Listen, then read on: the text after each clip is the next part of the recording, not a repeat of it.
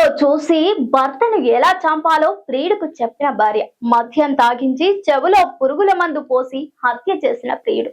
అనంతరం భర్త కనబడటం లేదంటూ పోలీసులకు ఫిర్యాదు చేసిన భార్య.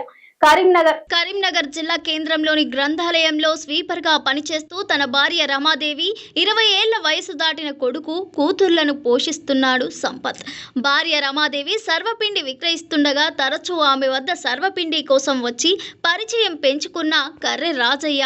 వీరి పరిచయం వివాహేతర సంబంధంగా మారడంతో ఎలాగైనా సంపత్ను అడ్డుకోవాల్సిందిగా యూట్యూబ్లో చూసి పథకం వేసిన భార్య రమాదేవి, ఎవరి చెవిలోనైనా గడ్డి మందు పోస్తే చనిపోతారని యూట్యూబ్లో చూసి అదే పద్ధతిలో హత్య చేయాలని ప్రియుడికి సూచించింది. పార్టీ చేసుకుందామని పిలిచి బొమ్మకల్ ఫ్లైఓవర్ వద్ద సంపత్తో కలిసి మద్యం సేవించిన రమాదేవి ప్రియుడు రాజయ్య, అతని స్నేహితుడు శ్రీనివాస్ మద్యం మత్తులో తూలుతూ కింద పడిపోగానే చెవిలో గడ్డి మందు పోసి అతను చనిపోగానే రమాదేవికి ఫోన్ చేసి సంపత్ చనిపోయాడని, రాజయ్య మరుసటి రోజు భర్త కనిపించడం లేదని పోలీసులకు ఫిర్యాదు చేసి ఆగస్టు 1వ తేదీన మృతదేహం దొరికిందని తామే పోలీసులకు తెలిపిన రమాదేవి, రాజయ్య శ్రీనివాస్ భర్త మృతికి కారణాలు తెలుసుకోకుండా మృతదేహానికి పోస్ట్ మార్టం చేయొద్దని అడగడంతో రమాదేవిపై అనుమానం వ్యక్తం చేసిన పోలీసులు call data, phone location, CCTV footage ఆధారంగా